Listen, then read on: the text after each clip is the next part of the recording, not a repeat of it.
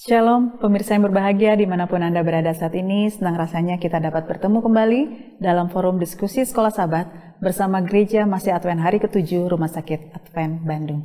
Saya Marisa Tambu Bolon akan menemani saudara tentunya dengan dua narasumber kita yang sudah tidak asing lagi, Pendeta David Panjaitan beserta Pendeta Muda Marupapa Sitorus. Shalom Pak Pendeta. Halo Kak Marisa, salam Pendeta.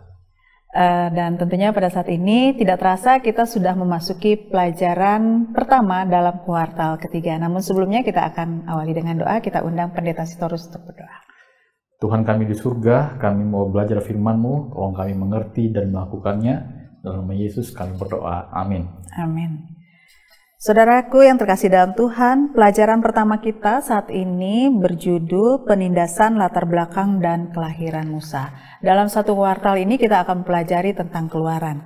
Dan tentunya ayat hafalan kita dalam satu pekan terdapat di dalam Keluaran 2 ayat 23 sampai 25. Tetapi orang Israel masih mengeluh karena perbudakan, dan mereka berseru-seru, sehingga teriak mereka meminta tolong karena perbudakan itu sampai kepada Allah. Allah mendengar mereka mengerang, lalu mengingat kepada perjanjiannya dengan Abraham, Ishak dan Yakub. Maka Allah melihat orang Israel itu dan Allah memperhatikan mereka. Di dalam pelajaran kita pada saat ini, di dalam kitab Keluaran, mengumandangkan tentang kisah-kisah yang terjadi pada saat bangsa Israel tertindas, teraniaya, dan direndahkan. Tentunya dengan demikian, kita dapat melihat bagaimana pengharapan mereka kepada Allah pada saat itu. Dan kita akan melihat apa yang terjadi pada saat bangsa Israel berada di tanah Mesir. Apa yang terjadi terhadap para pemimpin-pemimpin pada zaman itu. Kita akan langsung kepada pelajaran kita. Kita langsung kepada Pendeta Panjaitan. Silakan Pak Pendeta. Ya, pemirsa dan Marisa dimanapun, maksudnya Marisa dan pemirsa dimanapun Anda berada, maafkan terbalik saya punya kalimat.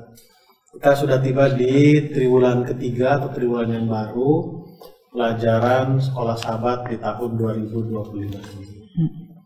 Kita triwulan ini khusus membicarakan tentang buku Keluaran, Exodus. Jadi di sini kita akan melihat bagaimana Tuhan itu sangat berperan di kehidupan bangsa Israel. Kalau kita baca di pendahuluannya, ini buku cerita tentang Tuhan, bukan cerita tentang Musa. Tapi tokoh utama, pemeran utama di buku Keluaran ini itu banyak menceritakan mengenai Musa. Tetapi alur ceritanya adalah bagaimana Tuhan melindungi mereka, bagaimana Tuhan memperhatikan mereka. Ya, tadi sebelum kita rekaman, Pendeta Marupapa tanyakan, walaupun tidak formal, yaitu satu kata di penuntun guru di bagian akhir itu kata Elohim. Di Keluaran pasal yang kedua, di sana ada 3 kali ditulis kata Allah atau God. Di Keluaran pasal 2 itu kalau saya tidak salah catat, Elohim. Nah, arti Elohim itu di sana maknanya adalah apa? Mendengarkan, perkasa, mengingat, melihat, dan peduli. Nah, pemilihan kata Elohim ini banyak dipengaruhi oleh latar belakang yang dialami oleh bangsa itu. Mungkin teman di multimedia bisa tampilkan PowerPoint yang saya buat secara sederhana. Kalau bisa, kalau tidak, nanti mungkin bisa ditampilkan berikutnya. Nah, saya membuat kembali, boleh di next slide. Nah, ini ada empat bagian, sebetulnya 5, tapi bagian akhir itu saya gabungkan antara Musa dan juga perubahan skenario. Nah, untuk menjawab kenapa Keluaran pasal 2 itu ditulis Elohim, kita harus melihat bagaimana latar belakang mereka tiba di mana di Mesir.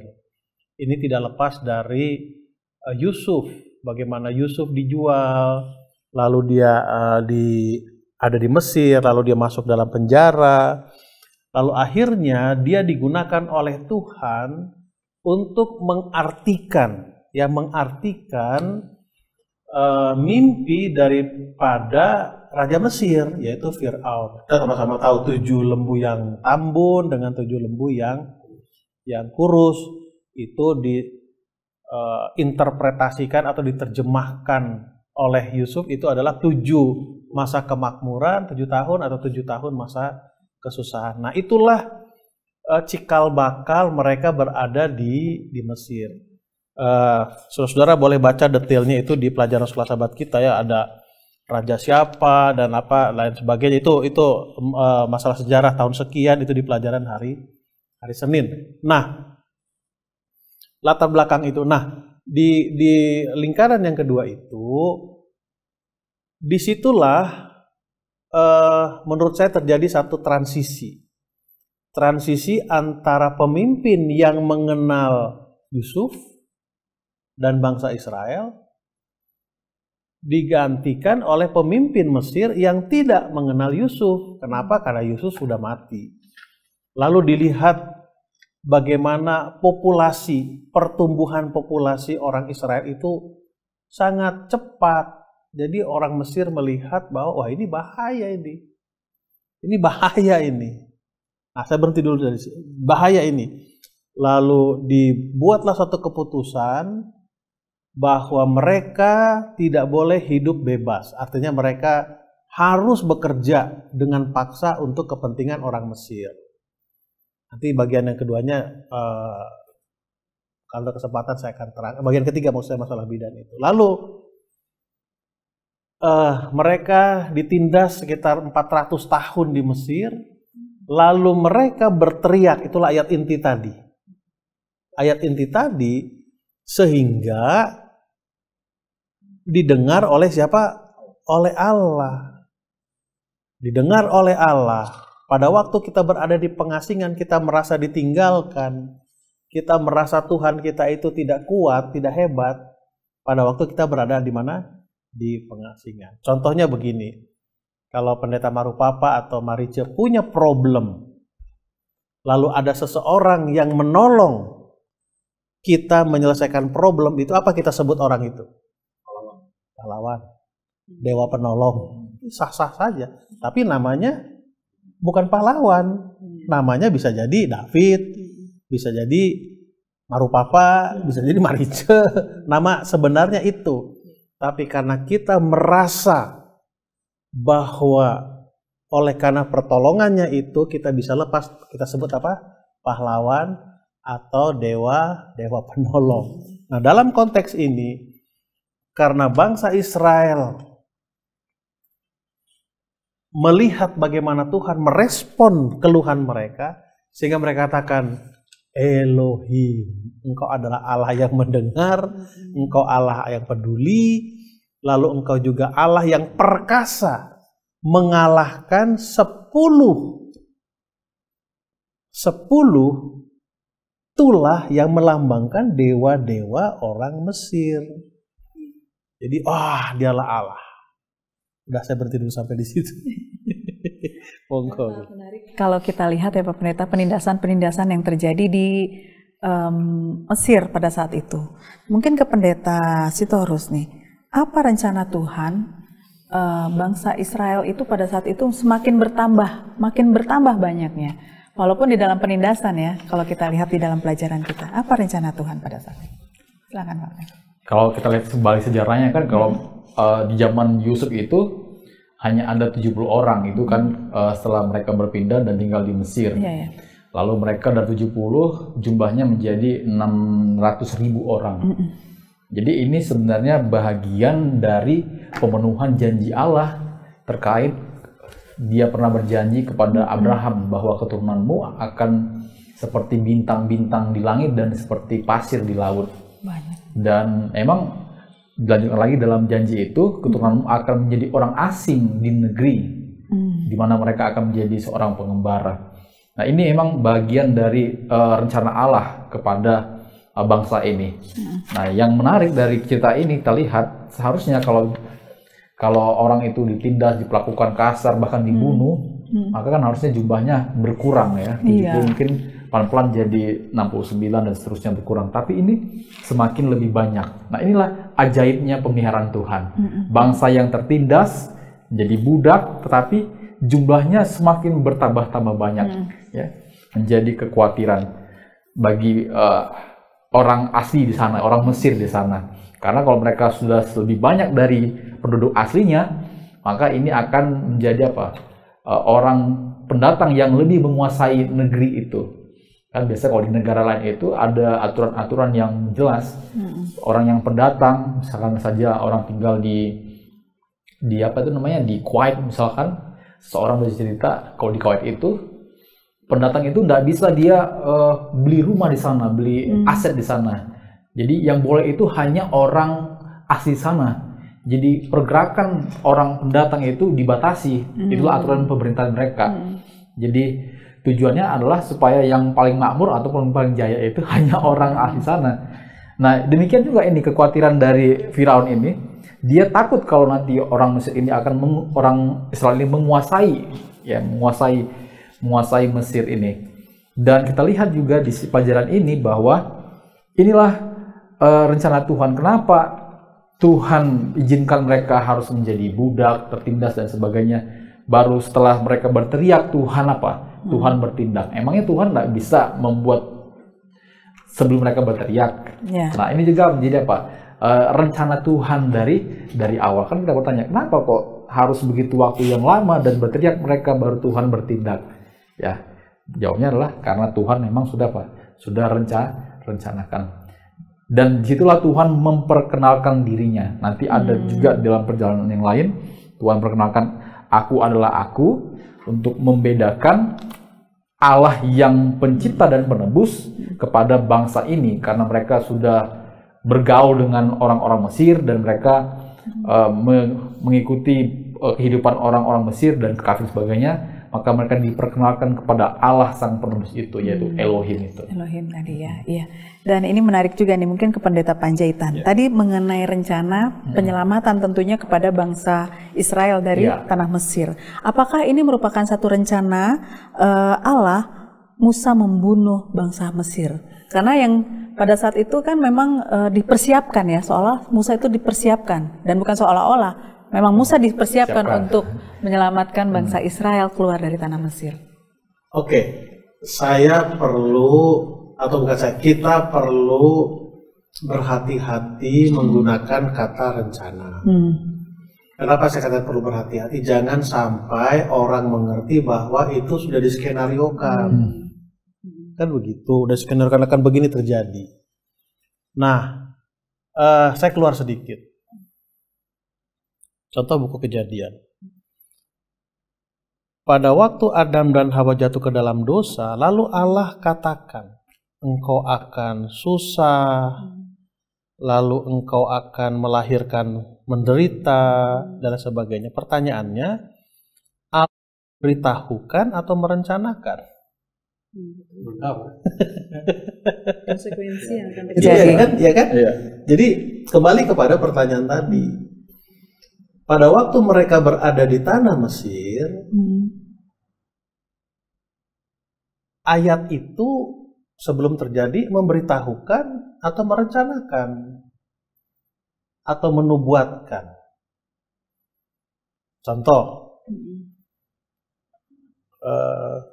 apa memang Yesus dinubuatkan untuk disalib? Apakah yang mengkhianati itu dinubuatkan Yudas? Nubuatan itu mengatakan bahwa Yesus akan mati. Dengan cara bagaimana? Sesuai dengan sejarah yang terjadi waktu itu. Ya waktu itu, hukuman mati yang paling mengerikan itu, mengerikan dalam arti bukan horor ya, bukan. Tapi dari segi kualitas cara mati seseorang itu adalah salib saat itu. Ya, saat itu ya. Kalau peristiwa itu sekarang di zaman sekarang, mungkin hukuman tembak. Bisa dapat yang saya Iya, maksudkan. iya. Jadi kembali saya bukan mengatakan apa yang pendeta baru papa itu. Bukan poin. Saya perlu menyampaikan dari versi saya, saya perlu hati-hati mengatakan bahwa itu bagian dari rencana Tuhan. Jangan sampai ada pengertian kita bahwa itu sudah diskenariokan. Sehingga kita terjebak dalam satu situasi bahwa itu sudah ditakdirkan. Kita nggak punya hak memilih lagi kan. Saya membawa kita berpikir bahwa apa yang dialami oleh bangsa Israel itu memang Tuhan sudah rencanakan. Tetapi peristiwa penindasannya itu sesuai dengan situasi dan zaman di mana bangsa itu muncul. Bisa dapat contoh. Kan sama seperti tadi. Kembali ke buku Kejadian pasal 2. Kalau engkau memakan ini, semua boleh kamu makan. Kalau kamu makan ini, kamu akan sini. Itu nubuatan atau menginformasikan? Menginformasikan gitu loh. Bisa dapat ya. Tetapi manusia itu memilih pilihannya. Kan Tuhan kasih pilihan, kalau kamu ambil A, ini akibat apa hasilnya, kamu ambil B, ini hasilnya. Manusia itu memilih, aku pilih B aja lah. Ya udah, oke, itu resiko.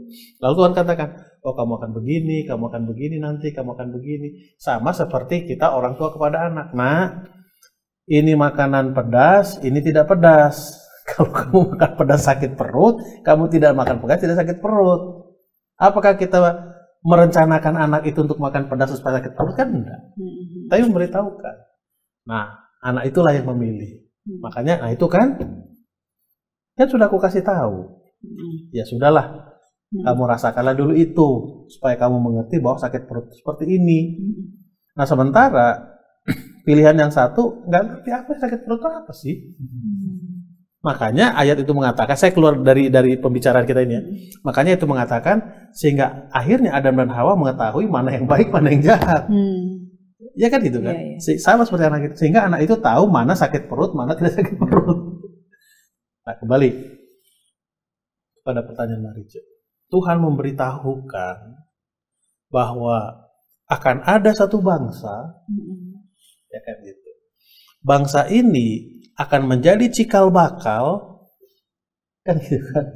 Cikal bakal dari keturunan Yesus. Nenek moyang keturunannya adalah Yesus, kan itu ini ceritanya. Lalu terjadilah perjalanan sejarah itu kan. Begini,